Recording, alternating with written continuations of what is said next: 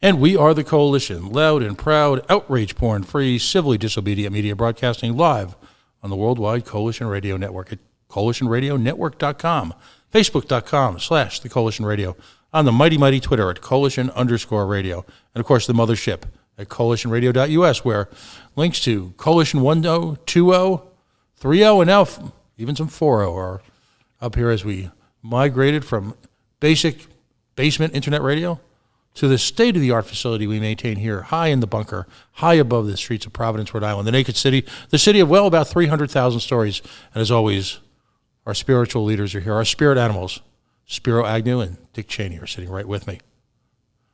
Tonight represents a very special evening. Over the last week or so, we've had an opportunity to host a variety of presidential candidates who are all competing in the mosh pit known as the race for the nomination to be the candidate for the Libertarian Party for the President of the United States in the year 2020, the year of our Lord. I say it's a mosh pit. It's a friendly mosh pit. It's a warm, it's a fuzzy mosh pit. But at the same time, we got about 16, 20 people, shoulders, elbowing, hair pulling, but only in the best possible way. I have a liken the race to something like a rugby match. We get in the scrum, play hard. At the end, we shake hands, have a beer or some form of alternative ameliorating mood substance, and then we carry on, lather, rinse, cycle, repeat, or however that goes. Tonight's special because there's someone I met. In fact, I think folks, I think Des Lindsay, I gave her this picture last night. She's circulating it online, of someone I met first in 2016 in Orlando, that magic city, the city of hopes and dreams, where everyone is happy, the happiest place in the world. And it's where I first got to meet the gentleman about to join me now. We had a brief conversation. We took me and Tony Jones, who's one of the spiritual leaders, if you will, of the independent media movement here in Rhode Island, in the greater Providence, Rhode Island metropolitan area, as well as one of the new spiritual leaders of the Libertarian movement. And of course, I'm talking about our guest tonight, Vermin Supreme. Vermin, welcome to the Coalition. Well, thank you very much, Pat. Thank you for having me this evening and giving me the opportunity to join your audience. There you go. Now it's been fun because we had the opportunity, and we'll repost the video. The first time we ever really got to sit and chat was appropriately enough at a meet and greet at a tavern in Boston about it was only 4 or 5 months ago, but in terms of COVID years, COVID years being like dog years, it seems like about 20 years ago. It was a great night. There was a great turnout to meet and greet. Beers were had, and we just kind of had a casual conversation, the kind of conversation two guys talking the movement in a bar with good beer, surrounded by friends and new and old. So we got to know you a little bit, but this is an opportunity to maybe have a little bit of a different conversation than you typically had. There's been some wonderful debates that have been held by a variety of affiliates around the nation, and you, to your credit, have joined a bunch of them. And it's at this moment in the show that I always point out the personal sacrifice, the efforts that were made by, I think, really one of the best set of candidates in our lifetime. We've got some wonderful people who are running for office. As we found out, there are some differences in terms of how they interpret the libertarian philosophy. Many of them are remarkably on the same page, yet coming from vastly different backgrounds, vastly different experiences. But one of the most patriotic things you can do in America as a country is, in fact, run for public office. And in doing so, it's a great sacrifice to your personal time, your family time. You meet a lot of wonderful people. It's physically exhausting, and it's expensive. And when you do it from the grassroots consistently, very often your personal life is subsidizing your political life. And that's why I want to point out that regardless of the turnout, regardless of who wins, that I think we need to take a moment and celebrate our candidates. Because, again, they've accomplished something that I haven't seen in my brief time in the movement, about 10, 12 years, which is, in their own way, and sometimes in their own very unique way, as we're about to discuss, go out and really apostolize, if you will, evangelize for the movement. And in doing so, I think on a high level, in talking about issues, they've done it in a way that the duopoly is frankly incapable of. So Vermin, I thank you for that, because even with your own unique take on things, multiple ties tonight, and even with your own. Oh yes, in fact, it's an innovation that I've been working on. It's a mask, a COVID mask made of neckties. So And since I generally wear a dozen ties anyway, I figured that would be a good way to keep the COVID down, if you will. mhm. And thank you for that very kind introduction and your very kind shout out to all of the candidates who has been running this election cycle. Of course, for me, I think one of the most beautiful things about running for president is that it is a self-declarative statement. All you have to do once you say those magic words that you are running for president, my name is so and so, and I'm running for president, it becomes an indisputable fact. It becomes no one can prove otherwise. I mean, you don't have to file with the FEC or get any votes or get any donation, but just the fact that you say you are, and if you are a little bit, you are in fact. And by extension, the Libertarian Party is very welcoming. It's a very Democratic Party in that way, in that pretty much they welcome anybody who says, claims, or is running for president, because once you say you are, you're not claiming it, you are, um, as a libertarian. All you have to do is, so the first step is I'm running for president, and then I'm running for president as a libertarian. And in that way, you can participate in the debates, and the debates have been a pretty amazing learning experience for me, of course. Pretty much, for the past 30 years, my main mode of communication has been using the full-on satire and humor in order to critique the duopoly and the political system at large. And so this was the first time that I was sort of forced into this almost it's not another character, but it's serious vermin. It's another type of me relating specifically to libertarian audiences and trying to lay out the case why I am the best candidate under the circumstances. And that has been a very interesting thing. Just the debate format itself. You have any number of libertarian candidates, and a lot of times they're answering the same questions, and they're just all trying to figure out a different way to give the libertarian response to the question. And that has sort of allowed me to be free enough that I can pretty much quip with a joke or a quip, and then steer it back to the platform itself.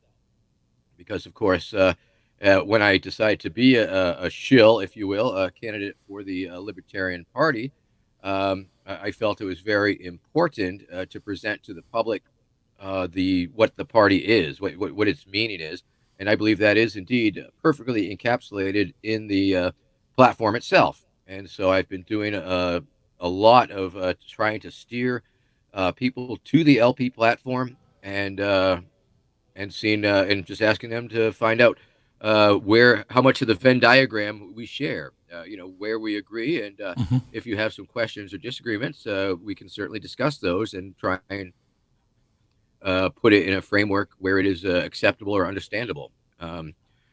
Yes. No, so let's start at the very beginning, because again, you've been very clear on your political ideas. We'll go over them certainly. I want to give plenty of time, and we have the beauty of indie media is we have as much time or as little time as you need to be able to do that. We can leave no stone unturned. If there's something, whether it be in the currency of the COVID crisis that you want to talk about for the first time, that's fine. Again, we always talk about a few things and we set out a few ground rules, if you will, in the coalition. The first is we revere the independent candidate. You are, if you will, you are the expression of the psychology, the spirit of this show. In doing so, we refuse to engage in the type of behavior that the duopoly, in concert with the mainstream media, is obsessed with, and that's called handicapping candidates. And what they do constantly is, it's not, will he win? Will he win? What will he have to say to people to get them to convince them to win, as opposed to what he really means? What will we say to people in terms of fundraising so he can present proper numbers? Who's going to win, and what order are they going to win? What impact is going to win? We're not interested in any of the nonsense, the periphery nonsense. We're not interested in your fundraising. We're not interested really in anything other than, say, the issues. And just as importantly, not if you're going to win, why you should. And that should not be a revolutionary statement in American media. Yet, when I say that to people, they seem almost astonished because so little of the press coverage surrounding either pre or during COVID has been about why someone should be the leader of the, if you will, of the free world. So I want to put that out there, and that's sort of our ground rules. And we won't even touch on any of those issues tonight. But I want to find out a little bit more about you, the person, because I think people have been intrigued by that. You have been you've been attending a number of libertarian conventions, to your credit, on the national level over several years now. That's where we first met. But you're a product. You're a product of Boston, if you will. You're a New England guy. You know, you if you will, early on in your life, you represented as a Republican, or well, almost really as an anarchist. What was the political birth of both you? When did you become radicalized, politicized, libertarianized, and what was the actual birth, the cause for the birth of Vermin Supreme? When Vermin Supreme entered the world?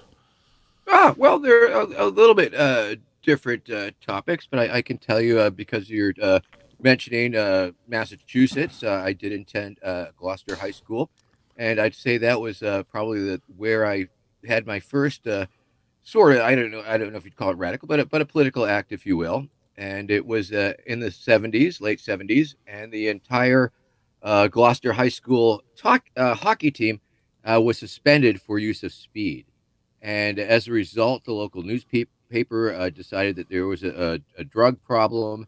And back in those days, essentially, you'd have 100 people, at least 100 kids before school waiting outside. We were called the Canal Club, and the kid would come off the joint kid would come off the school bus with the joints and sell a quick 100 joint, bucket joint, and we'd all be smoking the 1970s marijuana before class. And it was no big deal, and didn't affect my school performance, I don't believe. But once the newspaper decided that there was this situation, that it was a drug problem, the police took notice, and so they set up a snooping station, a spy station across the canal with these binoculars, and they would see somebody with the weed, and they would radio over to the cop car, and the cop car would come whipping around the corner, and they would arrest some kids.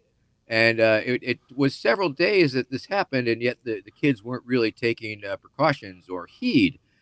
And one of my good friends was one of the first kids nabbed. So I decided to make a public service announcement, and I made a cartoon. It was Big Pig is Watching You. And of course, it was a police officer characterized as a pig and through binoculars and like that. And I back in those days, that was way before Kinko's or anything like that. And I had a friend, luckily, who was working in a print shop, and he was able to whip off a quick 500. And I think that was probably my first meme. I took him into the school the next morning, and they just got inhaled, sucked up, and everywhere. They were postered on everybody's locker. They plastered them all over the cop car that came up to make the afternoon arrest. And one of the kids who got arrested that day had them on their person, and of course the police waved it in their face and said, "This is going in your permanent record." Dun dun dun. Everybody pretty much knew it was me, but they couldn't prove it, and there was no real big deal. But it was a lot of fun, and it definitely gave me some notoriety even back then. And as a result of that, I was elected mayor for the day, and that was a funny story because my friend Jimmy, who had actually been kicked out of school, he was suspended because he was an alcoholic at the time. We were partying the night before, drinking beer, and it's like, "Hey, we have an idea. Why don't you put on your three-piece suit and grab your camera, and we'll tell him you're the school photographer?" And that is exactly what we did. And we met the mayor of Gloucester, Leo Alper, and we drove into Boston and met Francis X. Bellotti, and he took us out to lunch, and it was it was a lot of fun.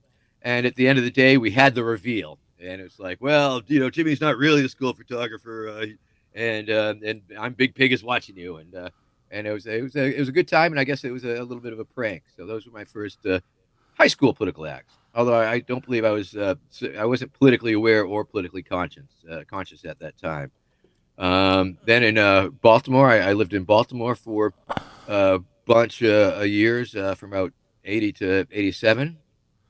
And I was doing bookings and promotions at a couple of nightclubs, and that is where I became Vermin Supreme. It was in 1985. It was sort of tail end of the punk rock days, and like I say, it was the art weirdo circuit, and so a lot of people were taking on personas and alter egos, and for stage work or performance work or musical Yeah, work. but those were And wonderful. so Those were yes, wonderful days. Those were. I mean, that's when indeed. That's when John Waters came out of Baltimore. That's when groups like Talking Heads emerged. That's when Elvis Costello was the angry young Elvis Costello who essentially blew up every set and blew up Saturday Night Live. That's when it was. You know, we were first experiment. It was the first time we put pins through our ears and pins through our nose, and that's those were astonishing times. It was before HIV. It was before everything became so very, very serious. You could be a crackpot and of the highest order and make astonishing points at a Oh, time. absolutely, Oh, absolutely. I mean, there was a lot of people doing a lot of weird things. I remember one Thanksgiving. My friends actually during the 3 Mile Island meltdown, oh a yeah. number of my artist friends went. They instead of running away from 3 Mile Island, they drove from Baltimore to Harrisburg, Pennsylvania, and made a Baltimore Oblivion marching band. And they were playing these toy instruments, and they were dressed up in foil, and they were waving road flares in the air, and people did not know what to make of it because there was so much confusion surrounding it. That was their response to the total confusion that was occurring, to go up and create a little bit more. And we followed that up with an event where we took over the Thanksgiving Day and we probably had about 30 or so total art bizarros, and we had these wild floats. I was able to convince the graduate sculpture department at MICA to uh, build a life-size uh, drone missile Mhm. on the back of their truck, so it was a little bit like Red Square. We also had went to this turkey slaughterhouse and recorded the turkeys there, and we were playing them through all these synthesizers and loops, and we had like a woman who was dressed up like Turkey Christ on a cross, and we had live turkeys, and we had turkeys on sticks, and it was just like total sensory overload, and it was just pure uh, anarchist, surrealist, Dada Operation Mindfuck stuff. And those were the type of things where I was picking up those chops of pushing the weirdness and the alternative reality levels. Mhm. And eventually, I burnt out on Baltimore and was ready to leave Baltimore, but not before one night when I was trying to find an interesting project to captivate me. I declared that I was going to run for mayor of Baltimore, and that was in 1986. And but shortly thereafter, my reason for being in Baltimore totally collapsed. I had no reason to be there anymore. And luckily, the Great Peace March for Global Nuclear Disarmament, that was a big peace march that went from LA to DC back in 86, rolled through town. And my roommate popped home one day and said, "Hey, Vermin, this guy's from the Great Peace March." And I'm like, "Really? Okay." And I went and looked at it, and it was this amazing sight in Memorial Stadium parking lot. Yep. Um, 5,000 people walking to DC with the entire infrastructure, mobile infrastructure that was required to move that amount of people down the road. It included like dozens of porta potties on on trailers. It involved that they had their own sewer pumping truck. They had their own water trucks. They had their own kitchens. They had their own prep trailers. They had their own reefer trucks for all the food. They had semi trucks hauling people's 2 milk crates of possessions they were allowed, and hauling their tents that they set up every night. And it was just, and they had school buses that actually acted as schools because there were so many kids on the march. They had like a K through 8 and a high school, and just in a town hall. They had a mobile zip code. So I was totally blown away by this and had never seen anything like it, and knew that that was the direction that I was going to take. Went to a thrift store, grabbed a change of clothing, a sleeping bag, and walked to DC with this group of people.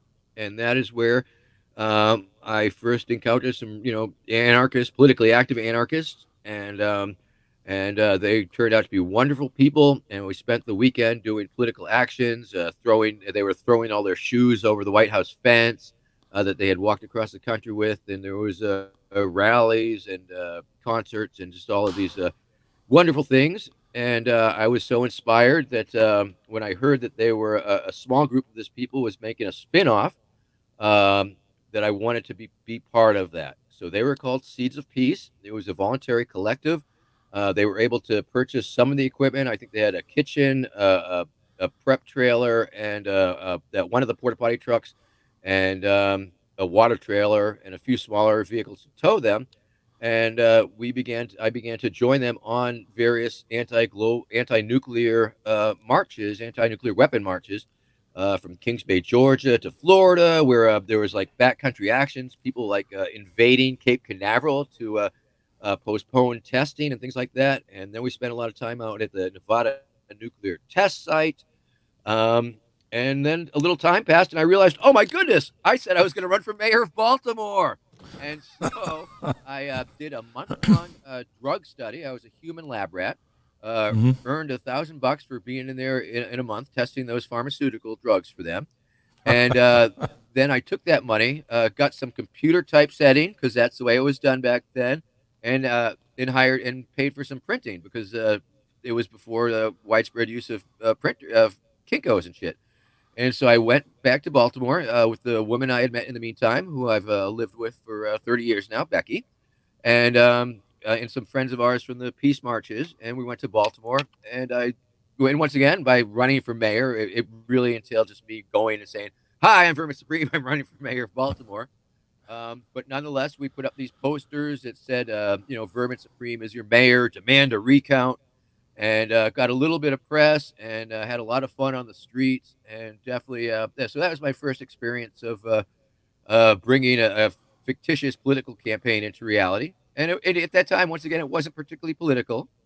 Also, at this time, in addition to attending the national political events that started giving me national notoriety, I started attending the Rainbow Gatherings. Are you familiar with the Rainbow Gatherings? Yep. The Rainbow But Family of Living, Love, and Light. They gather mhm. every year. It's a temporary autonomous zone, 10 to 20,000 people in the woods, and it requires its very own, a very large infrastructure. There's up to 100 different kitchens, and they all have a lot of them have water lines from springs, and um, there's 10, 15, or 1,000 or more people, and so there's so much going on there it is all you know things that happen there. Vegetables need to be chopped, food needs to be cooked, stoves need to be built, shitters need to be dug, um, and water needs to be put down. And there's workshops and entertainment and all of these wonderful things. It's like a yearly festival. It's a non-commercial event, and so essentially it's financed by the Magic Hat. People voluntarily tossing into this magic hat that goes around, and the banking council counts the money, and anybody can join the banking council and the kitchen's interface. But there's all these councils, and the only reason and the only way that anything happens at all that makes this whole uh, monstrosity occur is that people see the need and they agree to do it. They come together. It's like, oh, we need to dig another shithole. Let's go. Who wants to join me? Oh, we need to go to the lot and get all the food supplies and bring them back. Who will join me?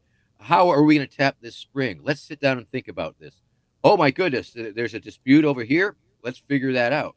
And so it's a leaderless, non-hierarchical, um, anarchistic event. It doesn't self-identify as such, but that's what it functions as. And so I started attending these events, and that is sort of where I learned to be a clown and push the limits on what I could do that might be funny, and just doing things to entertain people. And I was doing talent shows and things like that. And after several years, I also saw that one of the main functions that we provided was security for ourselves. Because if we don't do it, who is? The cops aren't going to help us. No, we have a very oppositional, anti-authoritarian relationship with the law enforcement officers at these events.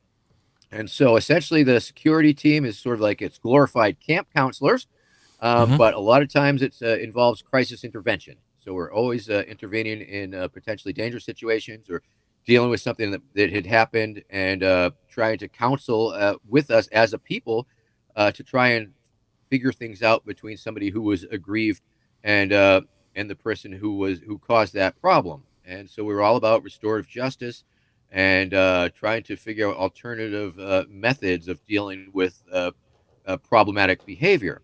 And one of the other things that we do as our security team would give escorts, not sexual escorts, just escorting the police at these events, because the National Forest Service will spend sometimes up to $1 million on the law enforcement organization, the incident command team that comes in to set up roadblocks, to shake people down, to ticket people for nudity, for not leashing their dogs, for any number of infractions, and sometimes they do it in a way that causes real problems.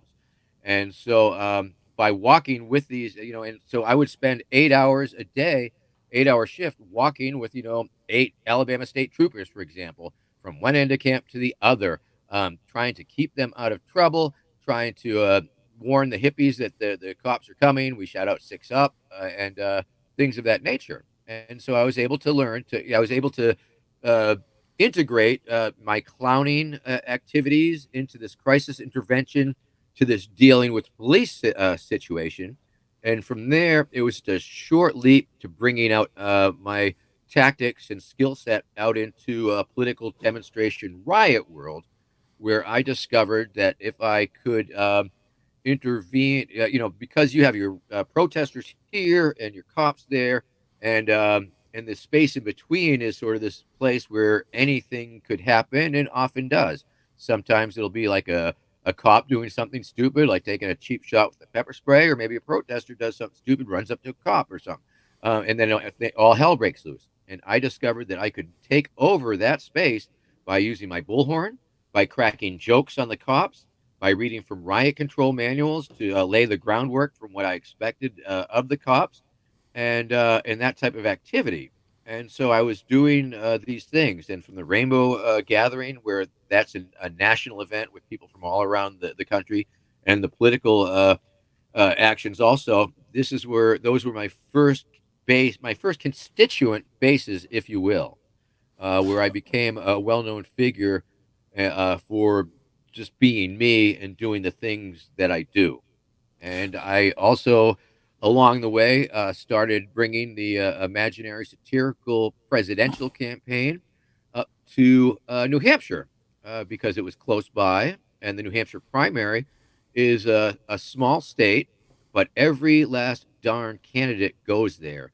And they all have campaign headquarters, they all have staff, they all have events, and they're bouncing around. Talk about like you know, the wrestling thing you were referring. No, it's much more like a demolition derby up there. It's like it's crazy, and media from around the country and around the globe comes there because it has such an outsized importance as the first primary in the Right. nation.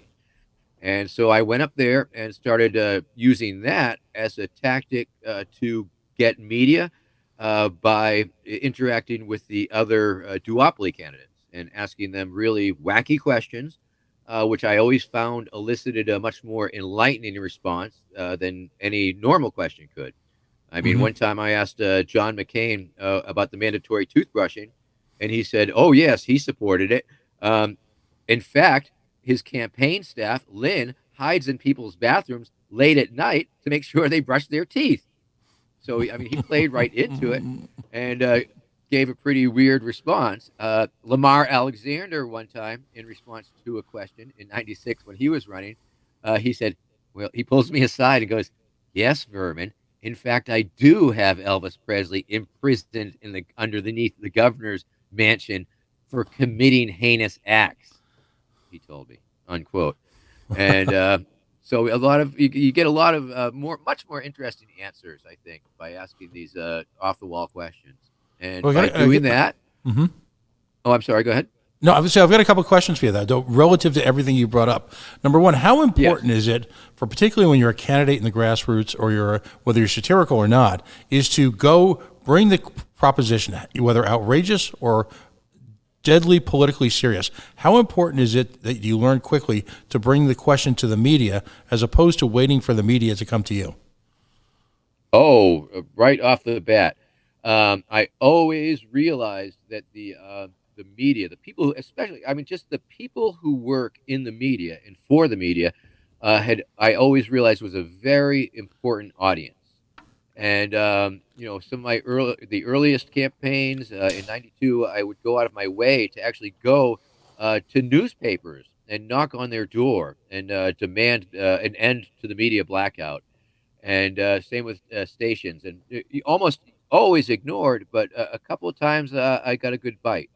And I was always playing to the media, even though I knew very well that I wasn't going to make it past their editors.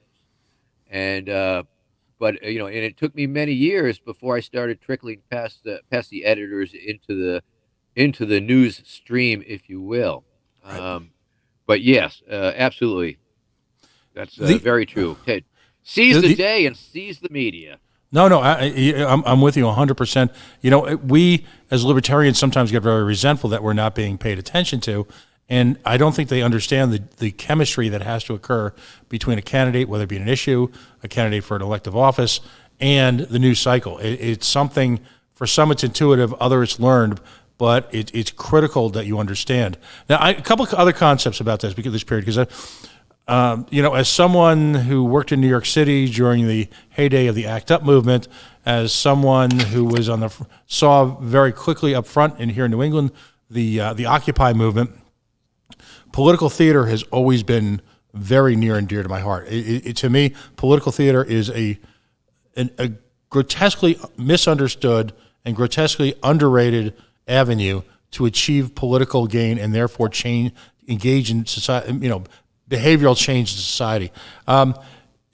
There's another libertarian activist. I don't know if you've met him. He served on the LNC, and he's a thinker. And I enjoy always my conversations with a guy named David Demarest. There's a philosophy that I think. Ah, yes, I know David. Yeah, We met. Oh, go He ahead, had buddy. me out at the Unconvention last year, or Right. maybe 2 years ago, and that was a very nice time, and it was very nice hanging out with him. And they actually um, made me their official greeter. I was actually working the door at that event, and so I got to. I was sort of like the Walmart greeter for the Libertarian Unconvention that time, and it was good time. One of the thoughts that he's working on, he's been working on a lot, is the notion of moving away, if you will, from titles and chairmanships of this and chairmanships of that and committees, and creating an environment where spontaneous reactions can rise up, almost as if planned, if you will. The seed is planted in people that when a problem arises or a challenge arises, people with the appropriate talents, or sometimes the inappropriate talents, rise up together and work almost organically to approach and solve problems or challenges, or perhaps even initiatives. I did not know that David was such an anarchist. Yay! Absolutely. And by the way, I love your reaction to this. Smarter people than I have written, excuse me, the notion that we are all anarchists. Every day in our lives is an exercise in anarchy. We just don't really think of it that way. Even during the days of COVID, every day is an act of anarchy. That premise in particular is very anarchist in a proposal that just the organic organization that occurs and that idea. I mean, I've pointed that out time and time again. Anarchists are not opposed to expertise or leaders per se. I mean, if somebody has a specific expertise in a specific area, yes, they are worthy of following through that particular project. But if it goes to somewhere else that they have no expertise in, well, they cannot lead because they have no reason to, and no reason for anybody to follow them at that point. So it's very consistent, and once again, that's one of the things that I very much enjoy about the Libertarian Party because it is the only party that welcomes anarchists. It's a Hmm. coalition of anarchists and minarchists working together to slowly dismantle the state or what have you. And that's one of the things that made me feel right at home, quite frankly. I mean, what other political party would accept an anarchist, let alone an anarchist like myself that is so enjoys absurdity as a communication strategy on such a level. Um, when I attended the 2016 convention, I was so impressed by the Libertarian Party for allowing me to have so much fun with the conventions of a convention uh, and not throw me out on my ear. I mean, that was pretty amazing to me, and definitely led me to um, realizing that I had found a group of folks that I could really hang with Excellent. Now, there's another for that. concept that you brought up, which I think really resonates in America today, particularly when you look at us as a, and I know it's almost as if COVID has wiped out all sorts of institutional memories about very specific events and how they relate to the body politic in the last 5 or 10 years. One of the most important events that I believe has happened in America with regard to the both civil liberties and the criminal justice system is, of course, Ferguson.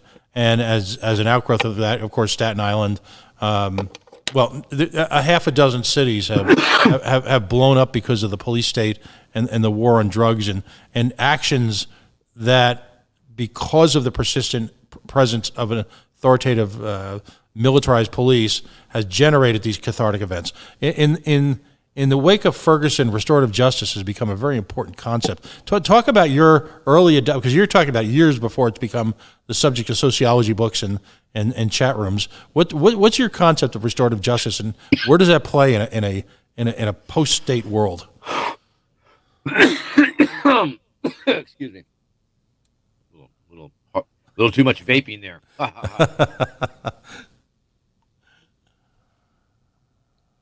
Well, I think anything that we can do to steer people away from being sucked into the mass incarceration industrial complex is a very important thing, and I think it seems like some actual courts have taken up that cause, and that is a very I guess encouraging. I mean, it's the whole system is such a rotten, vicious mess that it's but our experiences has always been that it is best to try and make the person who has wronged somebody understand that and accept responsibility for that, and in finding out from the victim or the person who was wronged what it would take to make it right. And sometimes it's as simple as an apology. Um, Other times it's more. It's having to make something up with physical things, or I mean, that's the beautiful thing about the Rainbow Gathering, and especially because it is almost a glimpse at a possible post-state society, and all possibilities are open. Um, and and what kind of enforcement mechanisms? I mean, true, if somebody has been victimized, we do give them the opportunity. I think, but we know that we allow them to understand that one of their options is to interface with the law enforcement arm of the whatever.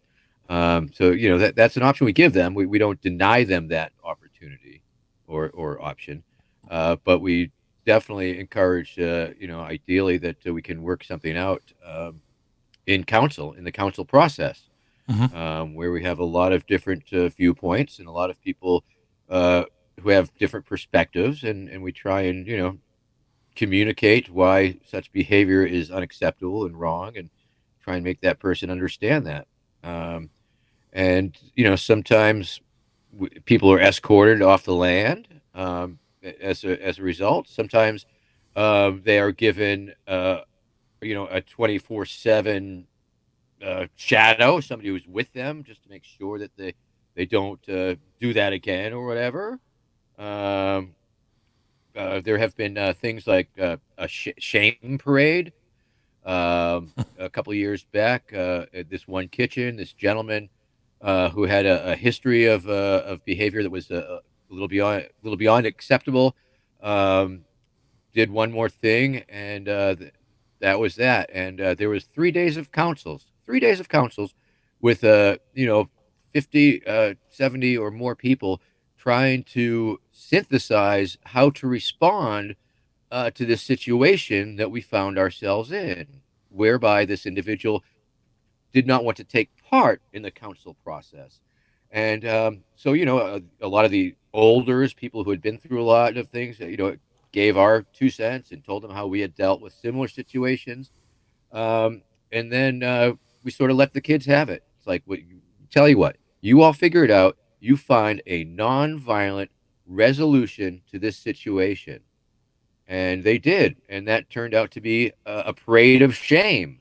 It was a full-on shame parade. It was like out of Hunger Games or some sort of weird movie, but all, hundred plus people are there with signs and noisemakers and yelling and just, shaming this person for their aberrant behavior and essentially trying to shun them from the community. Shunning, so there are different things and different solutions, but, I've certainly been involved in plenty of different movies, as the vernacular refers to them, where just doing shuttle diplomacy, trying to find out from one person what it'll take to make them feel a little bit better about what happened, because there's no changing what happened, but there's trying to deal with what's going on. We pay special attention to the person who was on the receiving end, and then we'll get to the asshole who fucking did it. Well, and the beauty of that is in a stateless society, the term pipeline to prison is used a lot currently in the current political vernacular, if you will, and it's I think it's an apt one because there is a steady progress made because of societal issues, if you will, that are enforced by Leo, the popo. Yeah. And as a result, you take folks who are regular folks who probably have a couple issues, and it might be financial, it might be educational, it might be health, and for some reason government finds them in the position of being a rule breaker, and we can't have rules broken, and then all of a sudden you're in this where the guy steals a loaf of bread literally and ends up in jail. All that's missing is that dude Right. Valjean. And then dead from COVID.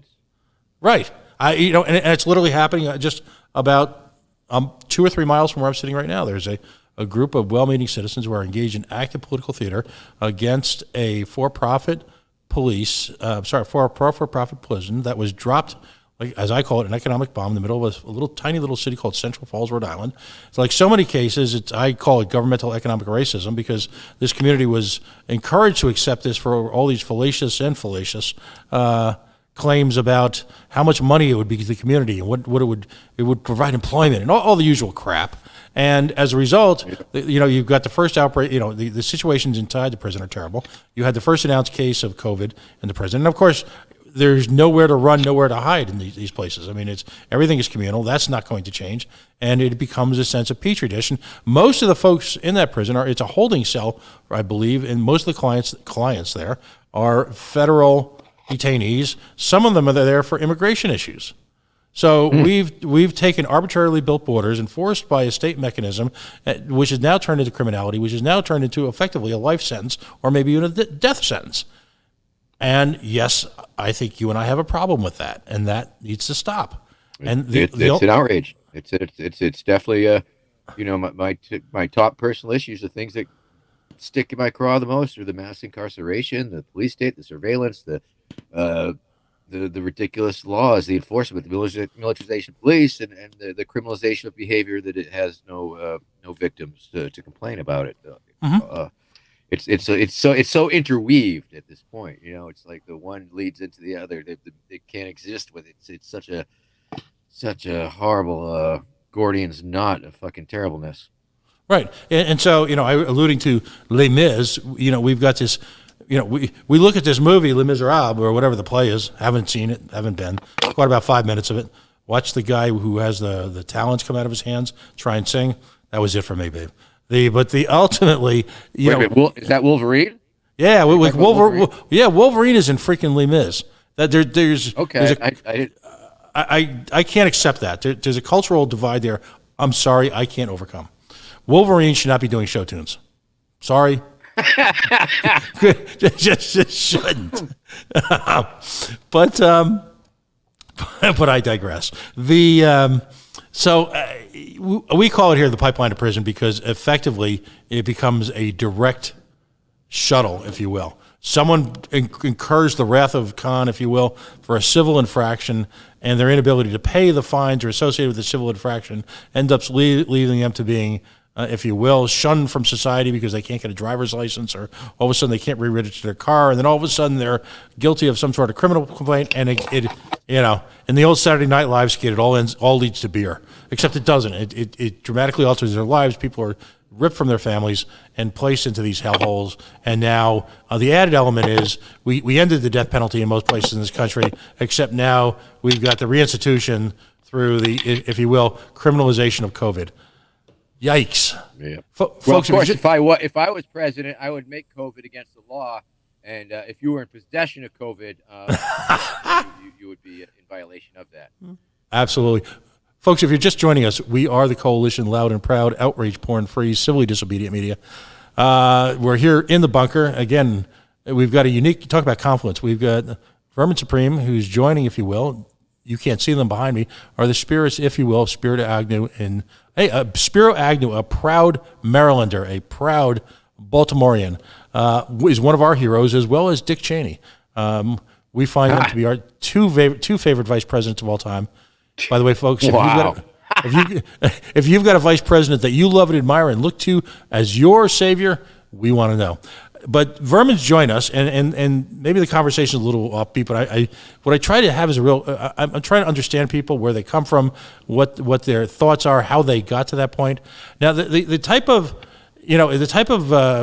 organizations, you can't call them organizations, the type of events you're talking about, the rainbow and just all these different movements, ultimately, I believe, met their culmination, if you will, in Occupy. Were you involved in Occupy at all at any level? What did you think of the Occupy movement? I was so close. I had heard rumblings about it, and I was like, should I go? And I reached out to some people I knew, and I did not hear back. I couldn't get a confirmation that it was a thing. So I wasn't right away. I did get an opportunity to go to Zuccotti Park a couple times, and it was pretty interesting. The first time I walked up on it, I ended up intervening on some guy who was pulling a knife on somebody else. So that was exciting and right up my alley, I suppose. And it was indeed an inspirational thing, and I took more part in Occupy Boston. I was able to make that more regularly because that was certainly closer. So I was trying to make it down there weekly, and knew many of the people involved, and it was very inspirational. I was inspired. I think I always get inspired every time one of these new movements swells up and moves up and brings in so many young people. I guess it just reminds me of when I was their age. Really, as an old person, you look back. Well, when I was that age, and that's where I met all these wonderful people that I still work with, still am in touch with. 30 years later, and I'm just knowing that they will be working on issues together with each other for the next 30 years, and they will be able to mentor and inspire the next generation. And to see that is it just does my heart so much good. We did occupy the primary in New Hampshire in 2012. That was probably one of the last Occupy style moves. And I definitely threw down with Occupy pretty hard in Tampa, Florida at the RNC, where the police were convinced that I was the leader of Occupy, just because I had the boot on my head, apparently. We did have Occupy the primary up in New Hampshire, and that was a wonderful event because it did draw out a bunch of the Occupy leaning identify people, and of course, New Hampshire has the Free State Project, Right. the big libertarian project that has encouraged so many people to move there to try and play with their politics. And so at any given event, we were at Santorum, we were at Newt Gingrich, we were just at all these duopoly candidates. You could have over here, you'd have the occupiers, and then over there, you'd have the free staters, and they're protesting the same candidates, maybe for different reasons. At any moment, they could both unify and become a Vermin Supreme rally. And that was pretty beautiful. And of course, the thing about New Hampshire is that it's such a small state. Most of the people who are activists on the left and right are very familiar with each other, and they know each other, and they've been working together for years. And so there's no real acrimony or venom between them, unlike at the in a larger world context where people who disagree are really at serious odds. I'm afraid. Let's go So to. yes, and in fact, if you watch the movie Who is Vermin Supreme? I don't know Mhm, if you've seen that. It's a feature-length documentary made by filmmaker Steve Underick, mhm. and it covers the NATO summit protests. And in 2012, that's where I met him, where I was doing a lot of police wrangling and cop whispering and shit like that. And it's a very good document of my career, if you can identify that as such. But it also puts what I did in the context of the Occupy movement. And I Right. think at first when I saw the movie, I thought he was giving me a little too much credit, because I didn't feel my involvement was so strong with the Occupy. But ultimately, I believe I was a very a bigger figure than I deserve to be, perhaps, which I guess it's just my life, I guess, when you get right down to it. Talk to me about straight pride in Boston. Well, the Straight Pride Parade in Boston was sponsored by the Super Happy Fun America, and of course they are an offshoot or an extension of Resist Marxism, which is a cover for an organization that has a lot of ties to the alt right, far right, Proud Boys, a lot of very unsavory, sketchy, violent um, people, douchebags, I guess I want to say. And they had had the two events in Boston, the one right after Charlottesville, and that one got shut down before it should. Um, but it was, they're they're they are people that I really don't like very much at all. And and yes, they came up with this idea of a straight pride parade as a a trolling event. And I guess from what I can sort of gather, that they intended it to be a critique, if you will, of identity politics.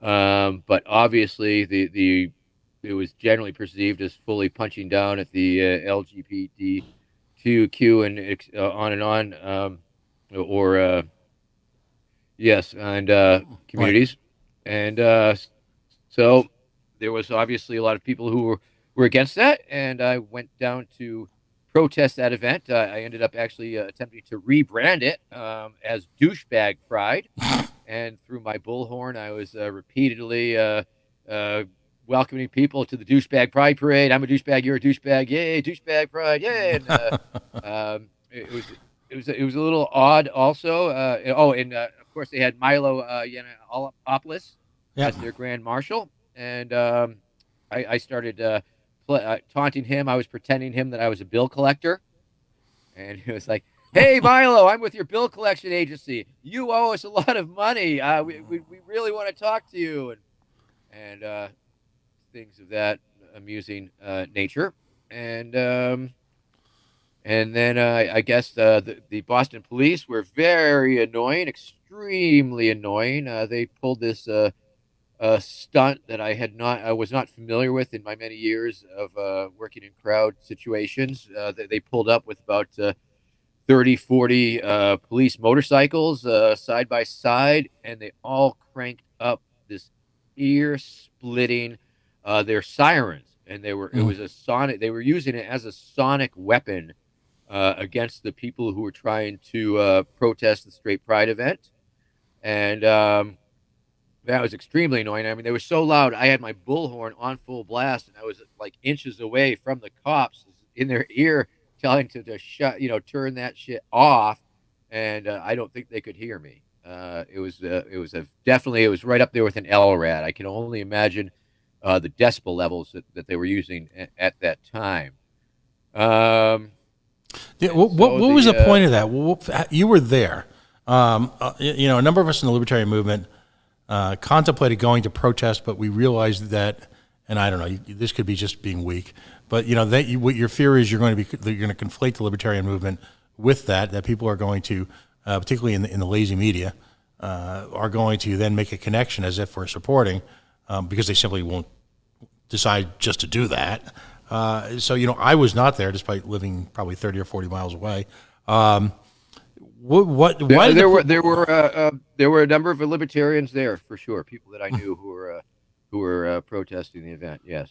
right? So you've got free speech. I mean, yes. As Yeah. The Libertarian Party platform affirms freedom of speech.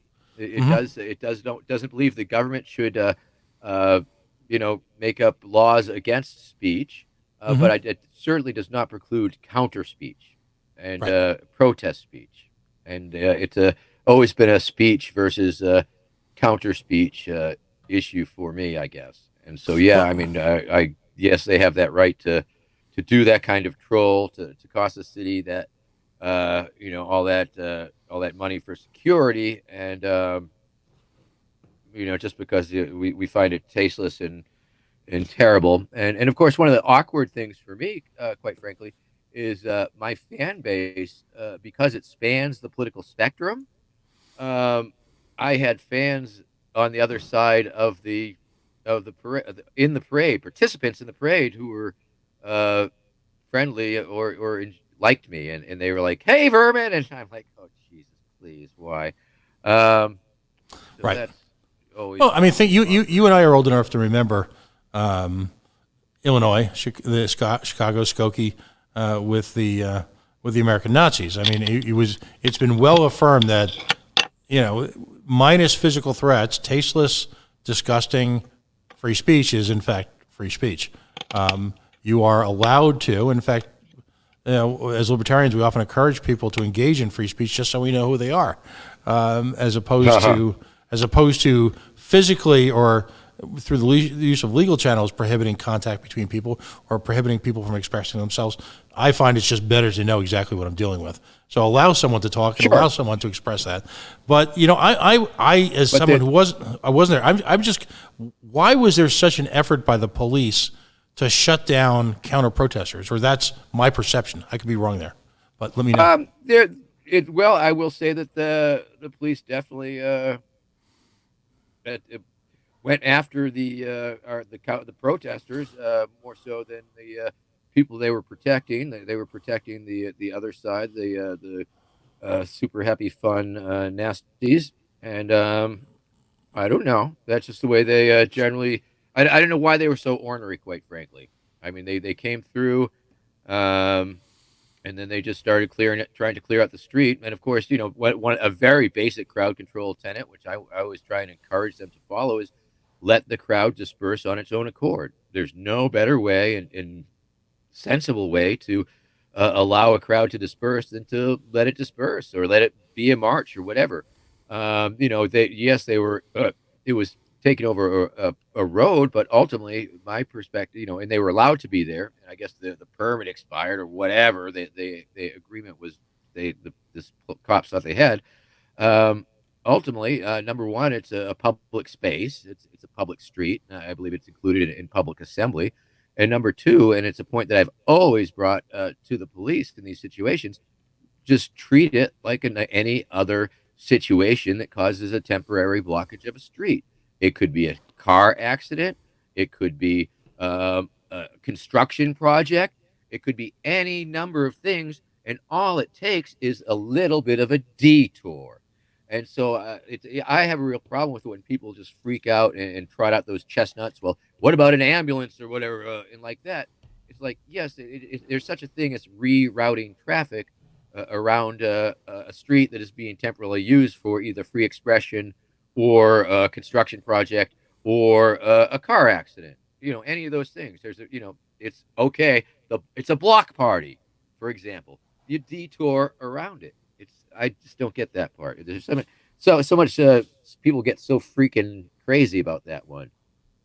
Well, it was interesting here in Rhode Island a few years back. There's an organization called DARE, Direct Action for Rights and Equality, and I think of them at least spiritually, if you will, as a precursor to the Black Lives Movement. And they had a protest, and part of it spilled out onto a highway, and people had that same reaction. That listen, I kind of get their point, but I wish people were reactive to other infringements on their civil liberties as they were on people creating a traffic jam by blocking a freaking highway. It baffles me. But what was fascinating about it was I pointed out to a couple. Of course, there was all the outrage porn in the world was going on at that point, and outrage porn is our number one issue here at the Coalition. We oppose outrage porn at every level. So there were all sorts of people ginning people up about how this movement had blocked the highway, until I found through the miracle of the internet in IP addresses a reference to a banking bill and a banking collapse that had taken place in Rhode Island a mere 10 or 15 years before that, and white folks from the burbs were arrested for blocking a highway. Oof. Talk about awkward moments. Yeah. Good for goose, good for gander. And of course, in Boston at the Straight Pride thing, there was pepper spray flying, and once a whole bunch of people got pepper sprayed, and once they started reviewing the tapes, it was just one cop that was doing all the spraying. So I guess he was the designated pepper spray guy or some bullshit. But he won the short move, and he won the short straw. They did attack the protesters before the parade and during the parade and after the parade, and it was absolutely ridiculous. And of course, I even heard that one Libertarian candidate spoke at the event. That's another conversation. Yeah, totally.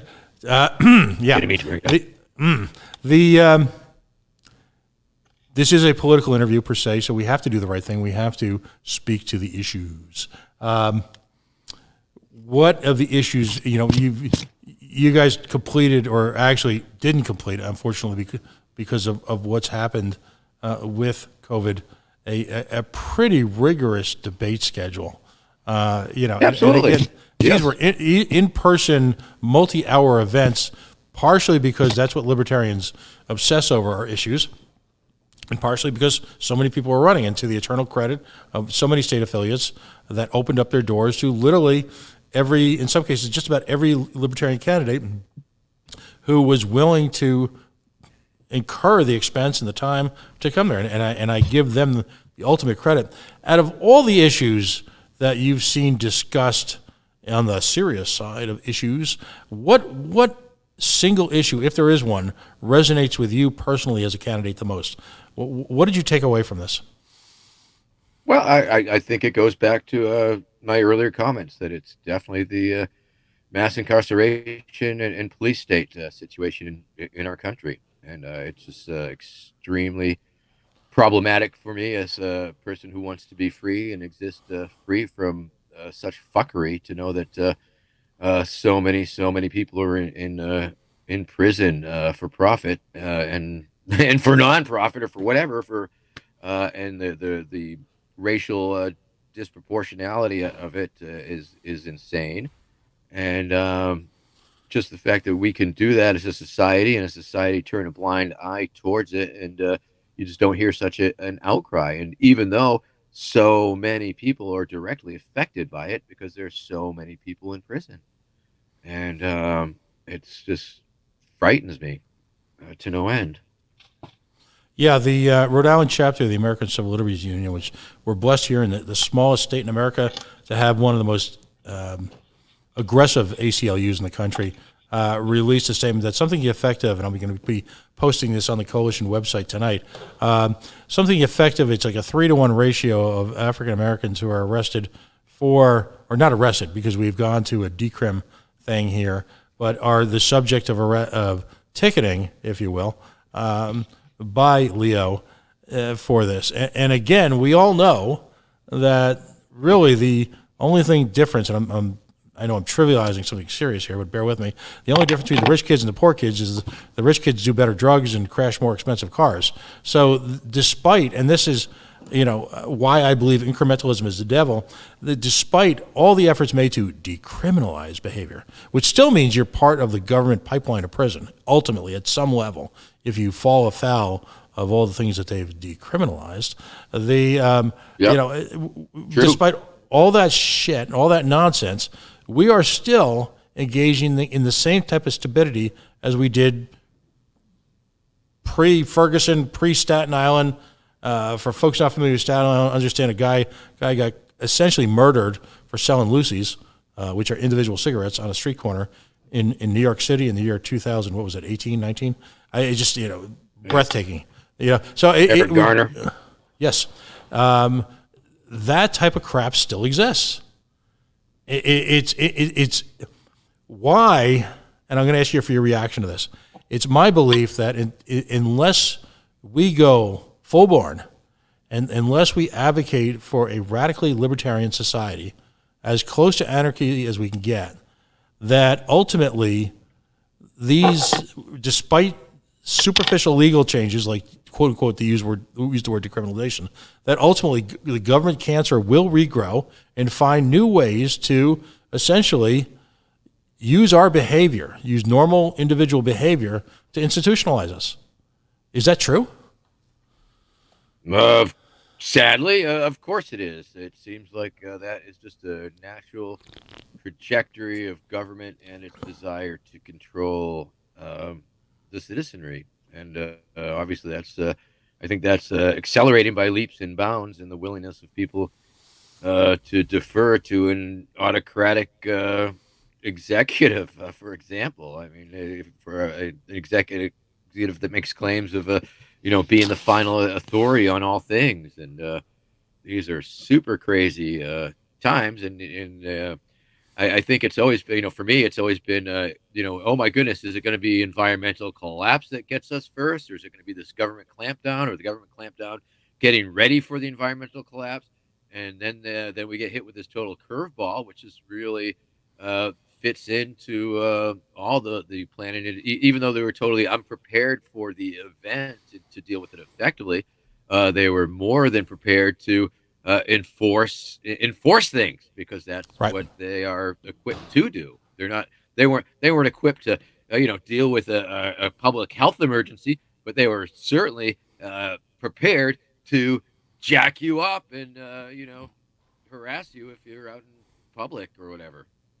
Right. No, that's an outstanding way to juxtapose the two situations, because despite the fact that government, and this is my principal issue with this situation, is government has essentially hijacked the free market and hijacked innovation in so many sectors of our society, and their, if you will, their propensity for that over the last generation effectively created a situation where free market practices that could have been in place in the years running up to this could have not prevented COVID-19, but it certainly could have mitigated its effects. And of course, I'm talking about things like absolutely, free market solutions for healthcare. Here in the state of Rhode Island, folks, where I am, they viciously attacked the establishment of these personally owned, God forbid, owned in the private market, in the dreaded private sector, all these urgent care centers. Right over the border of Massachusetts is an urgent care center that has COVID testing ability. Imagine if a dozen or 20 of those had already existed in the state of Rhode Island. Imagine what could have been done so much earlier. And particularly in these facilities tend to pop up in what's called hospital deserts, where there are a few hospitals existing to support the community, because they can't make enough money, all right, because the free market isn't in place to drive prices down.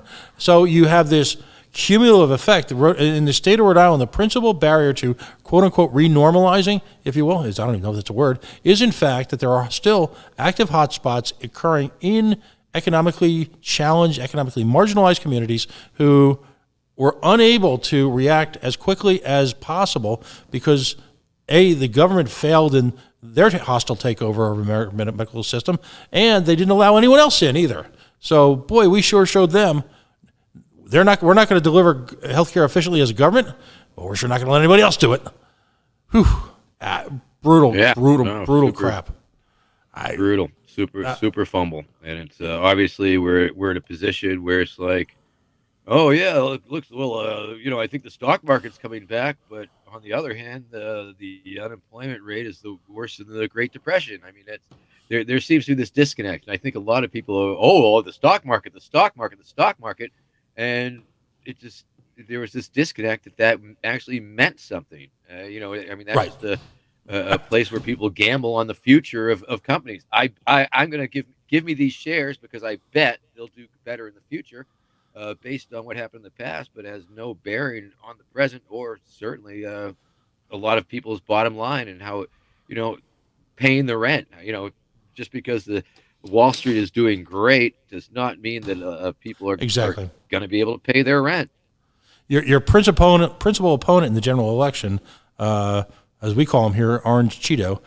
In fact, up until a couple months ago, his big claim was, as we say in libertarian land, my 401k. Of course, he refused to acknowledge publicly that the state, if you will, was engaged in the type of quantitative easing that only Barack Obama could have dreamed about, the same quantitative easing that was one of the precipitative causes of the Tea Party movement. But ruh-roh, that was different then. That was their boss. Now we got our boss, so it's okay. Because everything is morally relative. Let me assure you that the Federal Pony Reserve is going to be run a lot different. When we get the Federal Pony Reserve, we'll be making very sound pony-based decisions for the economy.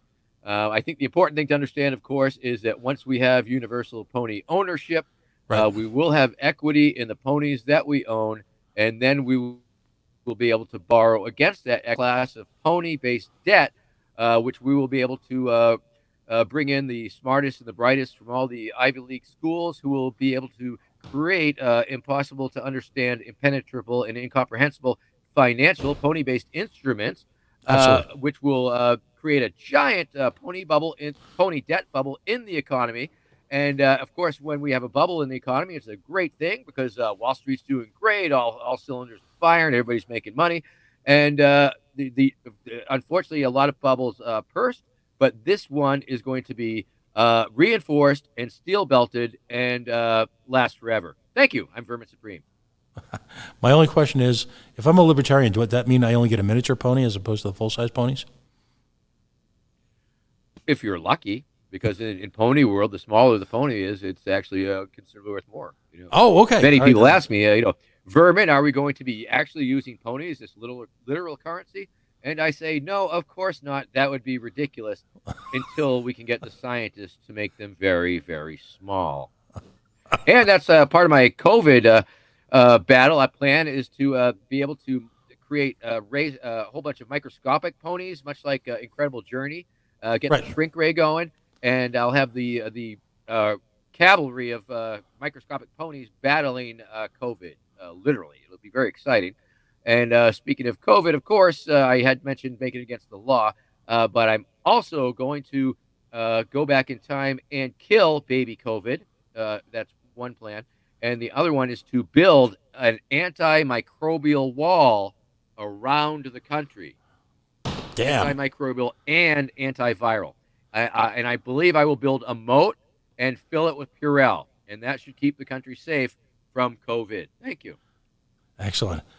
In our last segment, you'll apologize for me slipping into some of that famous wacky Vermin Supreme.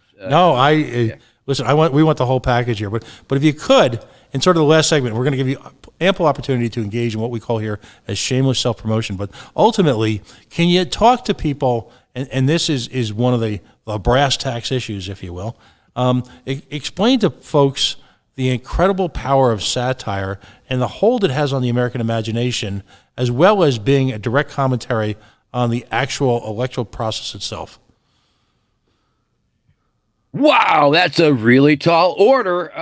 But yeah, ultimately, humor has toppled governments. I think. I mean, humor can poke holes. It can be a very fine weapon, and satire has definitely proven time and time again to just point out how absolutely absurd the system is, and satirists. I mean, heck, the possibilities. I mean, look at the Ukraine. We have a former television comedian who's now the president.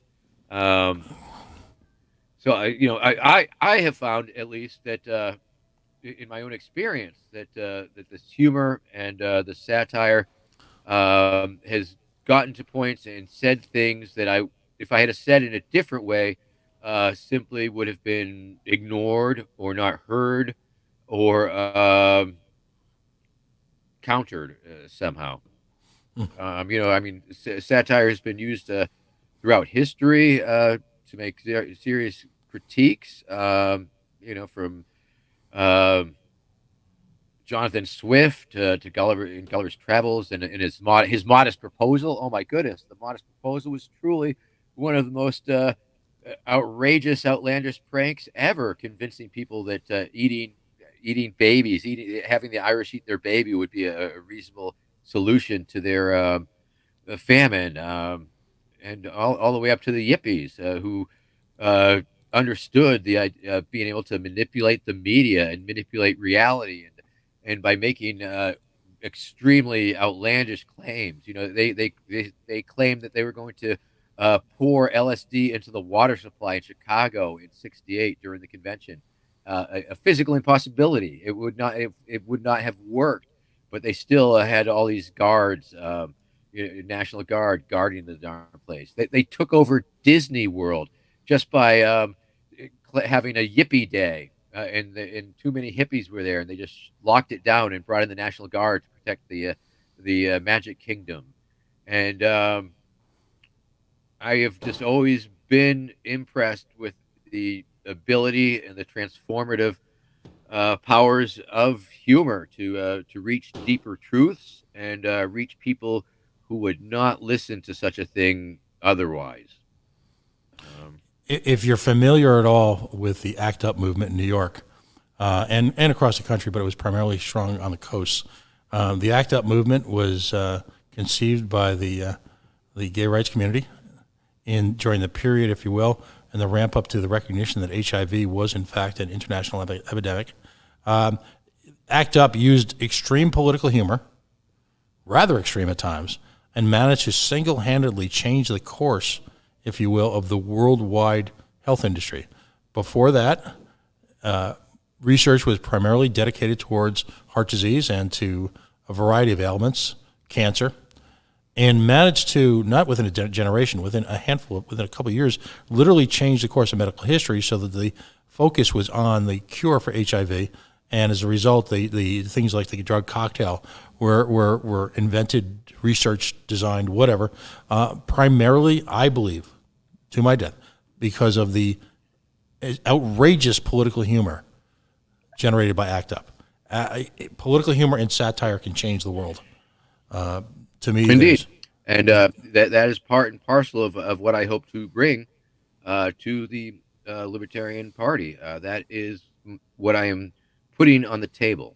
My 20s, my 30 years of satirical campaigning has brought me a level of notoriety and of international, national fan base um, that is just part and parcel of the package that I'm presenting. I believe that I'm not so much seeking the nomination or running for the nomination as I am trying to put an offer on the table, presenting this offer that includes the character that I've developed, this imaginary world, and this and the this media.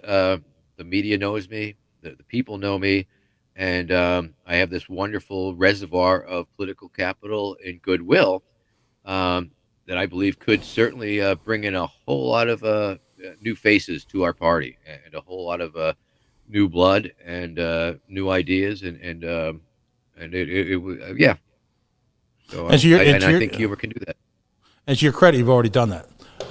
You've Thank impacted, you. particularly in the Northeast, where you're based, had a very strong impact on the New Hampshire part. I happen to be, in my libertarian capacity, I am the alternate to Region 8 for the Libertarian National Committee, which sounds very, very important, but I'm not. But It does. it what it prompted me to do Hey, before. hey, who do we have to kneecap? He's another fan up in New Hampshire. He's a good guy. But I am the alternate. But it gave me the opportunity, and I've always had the opportunity, I should say. But it spurred me on to go to a number of affiliate conventions in this past election cycle before things got to lockdown. So I was there during the debate, and I got to meet people. And I again, you've developed a very strong following over a handful of years as really becoming hyperactive, if you will, in the party on multiple levels. But it's the message in and of itself can be challenging to people. We're literally asking folks in a time when government presence, as we literally speak right now at this moment, has reached a heavy-handed level that has been, quite frankly, limited to movies about Hunger Games or the dystopic, and now all of a sudden, and there are elements of it that are appearing in reality. So we're asking people, and if you will, during a time of crisis, both existential and real, to throw off what's perceived as the protective cloak of government, or as the Obaministas called it, the federal family. Boy, the federal family. Think about that. But we were asking people to throw off that protection and essentially put themselves out into the wild, where their own behavior, their own skills, their own ability to coalesce with people, to your point about all these different adventures that you've been on, their ability to coalesce with people of complementary skills is going to what to get them to survive, not the false security implied by the protective warmth of your federal family. And it's got to be frightening as hell. So if you don't incorporate, whether it be humor or a genuine outreach to this, people will look at us and they will scoff, and they will they won't reach that first level of understanding. We won't be able to plant that seed that Larry Sharp has advocated for so on many occasions. And so it's got to be part of the toolkit. It just has to. I mean, I believe it's extremely important to note that during this whole crisis, I think for the vast majority of Americans, that the federal government has not been knocking on their door to check on them. The federal government has not been calling them up to ask them how they are. No, that is our neighbors and our friends. Our neighbors and our friends have called us, and we have called our friends and our neighbors to help us get through this crisis. The federal government has not been responsible or done anything to bring any elderly neighbors groceries. No, that is something that we are doing. They have not reached out to help the homeless. No, that is something that we are doing and many libertarians are doing. They have not set up alternative feeding school lunch programs, much like the Ohio Libertarian Party has done, to service the kids who might not get another meal out of the day because they ain't getting their school lunch. So it has been this wave, this whole layer of mutual aid and volunteerism and charitable acts and helping one another and compassion and our love for each other and humanity that is guiding us through this event. Every day that I do this evening live stream, sometimes with an actual stream, and sometimes it's the ocean. I'm just trying to bring about, an hour's worth of nature for people who are locked up in their apartments or what have you. And I fully encourage them, to check in on the people that we need to check in on, the friends who may be prone to anxiety or depression, and trying to encourage people to start the gift economy right now. Start giving things to people. Look around your house. What do you got? What would make a nice present for somebody you like or know, who could use it that you might not need any, uh just to get people thinking alternatives, trying to um just make people aware that that's the only thing that's going to get us through this mess is is being responsible for ourselves and for others. Um, it is a very interesting time in our place, and it is indeed. It's a transformative moment. I mean, things have changed here so fast and furious, and people work from home now, and people go to school from home now, and go to college from home now. Things that previously just were for whatever reason weren't even that way. And now there's moves to um, just do all sorts of different things. The regulations that seem so important. The government's been willing to say, well, maybe they weren't so important anyway. Maybe we should let those go for now. While and things of this nature. I think there's a lot of people are really questioning why things were the way they were and are the way they are, and what they will be like in the future. And of course, this is the time that we must seize, because it is a transformative time. Can we afford to go back to the way things were? And how can we use the present situation to move forward in a different fashion? So these are, real questions, and this is the time to start thinking, because we do have so much time. A lot of us have time available to do this. And ultimately, what will win the day for all of us, we get back to the original conversation, everyday acts of anarchy. That ultimately Indeed will deliver us. Folks, where can folks find out more? And I want you to engage in shameless self-promotion here. Where can folks reach out? Reach out to the movement. Okay. Well, I would say if you haven't seen the documentary "Who is Vermin Supreme," that's available on Vimeo. That's the best place to watch it. All the other places I think are pirate. But Vimeo, "Who is Vermin Supreme," and that will let you know sort of pretty much who I am. It makes me look a little bit like a folk hero or whatever, but that is what it is. Now, if you do the Facebook, if you're a boomer on Facebook, you can go to the Vermin Supreme for President page, and that's got the blue check. That is the official page, and we got things going on there. On Twitter, at Vermin Supreme. On TikTok, at The Real Vermin Supreme. On Instagram, I think it's Vermin Supreme for President again. Where else are we? I think we got an official YouTube channel. I think it's just called Vermin Supreme. I'm not really sure about that though.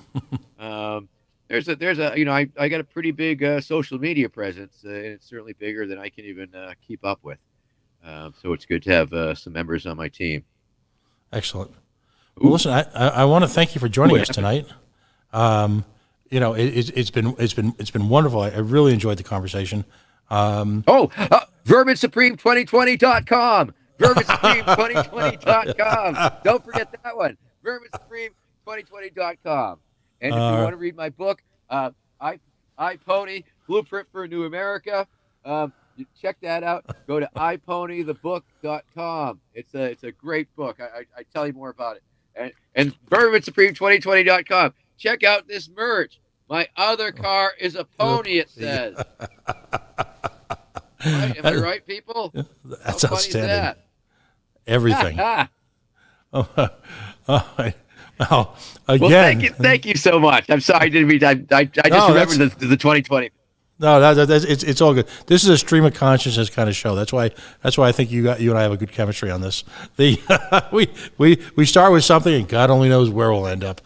It's kind of like a Libertarian Party executive committee meeting. But I one of the things we're going to try and do in the next week or two, because folks are at home and they have plenty of time on their hands, and I'd like to point out that I believe we might be the first truly libertarian talk radio station here.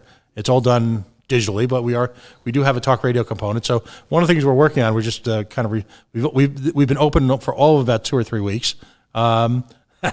Excellent. But we'd love to have a couple of the candidates come on and literally just take phone calls from people. And if you're open for that, I'll touch base with Desiree and your campaign staff, and hopefully we can get you on again in the next couple of weeks. All right, buddy?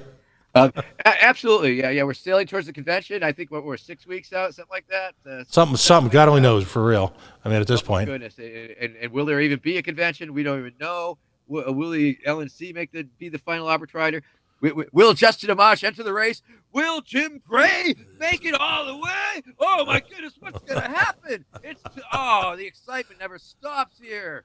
it really. I don't know. Now, I think the most notable thing for me recently is the interjection into the uh, presidential nomination race of the phrase by the judge, negative income tax. Okay. Just saying. Now, I'm not saying I support that, although I imagine that's something a lot of my supporters would. But I mean, that's he has interjected that. He has moved the Ovaltine window, brother. You know how far that Ovaltine window has just moved with that Georges concept? Quite a ways. Listen, as we like to say here, Huh? a little dab will do you. The Yeah. Are you a fan of the Carol Burnett TV show? Were you growing up? Were you a fan of that? Oh yes, definitely. I'd say that informed my humor as a kid for sure. I thought that was some funny stuff. She Great. had the best way that I can describe Libertarian World on any given night is she did this marvelous skit. It was far gentler times and the humor was far family friendlier. But she did this constant takeoff on soap operas and she called it "As the Stomach Turns." As the stomach turns, yes. and I think some days that best sums up libertarian politics as the stomach turns. But we're gonna say good night now. But again, thank you so much for joining us. I'll reach out to your campaign staff. We're gonna get everybody back on again for maybe some type of dial-in version where you actually talk to the person on an Ask Me Anything. Oh, Right? okay. But that's sure. That sounds like a lot of fun. that's Thank you so the very goal. much. It was wonderful to see you again. Wonderful talking with you, and thank you so much for this opportunity to address your followers and your fans. All Take right. care, everybody. Thank you very much, and see you on the internet, kids. Together, we will ride our ponies into a zombie-powered future. It's time to scare the squares. Folks, we are the Coalition, loud and proud, outrage porn-free, civilly disobedient media, broadcasting live on the Worldwide Coalition Radio Network here in the bunker high above the hills of Providence. Our spirit leaders behind us, our spirit animals, if you will, Spiro Agnew and Dick Cheney. Facebook.com/The Coalition Radio on the mighty Twitter at Coalition_radio, and of course the mothership at CoalitionRadio.us. Folks, if you have a moment, follow us, like us, subscribe to us, all the good stuff. It is the mother's milk, if you will, of independent media. It's how we get above the noise, the fray, the confusion, the chaos, the fake news. So that's the only way we ask you for your support. We're going to take a couple-minute break. We're going to go dark for a few minutes, and then we're going to switch into a brief foray into Talk Radio Land. If you want to dial back or just keep the screen going, you can call the show at 401-205-3738. Stay tuned. We'll be back in just a few moments.